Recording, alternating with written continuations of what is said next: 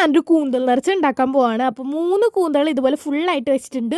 ഒരു കൂന്തൾ ഇങ്ങനെ കുഞ്ഞിതായിട്ടൊന്ന് അരിഞ്ഞു കൊടുത്തിട്ടുണ്ട് കേട്ടോ. ഈ ഒരു പാൻ അടുപ്പത്തേക്ക് അങ്ങോട്ട് വെച്ച് കൊടുക്കാം. ഇനി അതിലേക്ക് വെളിച്ചെണ്ണ ഒഴിച്ചിട്ട് ജിഞ്ചർ ഗാർലിക് പേസ്റ്റും അതേപോലെ തന്നെ ചില്ലി ഇട്ട് നന്നായിട്ടൊന്ന് വഴറ്റി കൊടുക്കാം.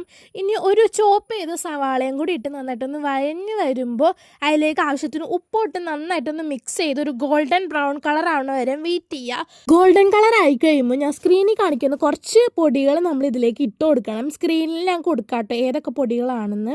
ഇനി നമ്മൾ പൊടികളൊക്കെ അതിലേക്ക് തട്ടി നന്നായിട്ടൊന്ന് മിക്സ് ചെയ്ത് അങ്ങനെ വഴറ്റി കൊടുക്കാം.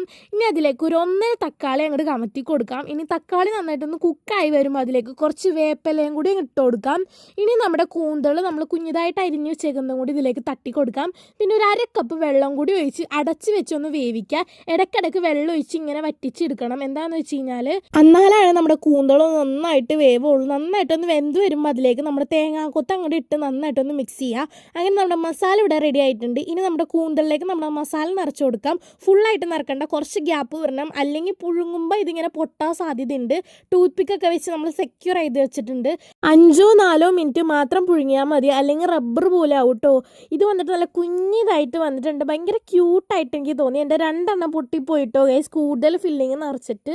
അപ്പോൾ എല്ലാവരും സൂക്ഷിച്ച് ചെയ്യാം കേട്ടോ ഗൈസ്. ഇനി നമ്മുടെ കൂന്തൽ കുട്ടന്മാരെ ഫ്രൈ ചെയ്തെടുക്കണം. അതിനായിട്ട് മസാല സെറ്റാക്കാം. മുളക് പൊടി, കുരുമുളക് പൊടി, ഉപ്പും വെള്ളം ഒഴിച്ച് നന്നായിട്ട് മിക്സ് ചെയ്തിട്ട് ഇതുപോലെ ഒരു പേസ്റ്റ് പോലെ ആക്കിയിട്ടുണ്ട്.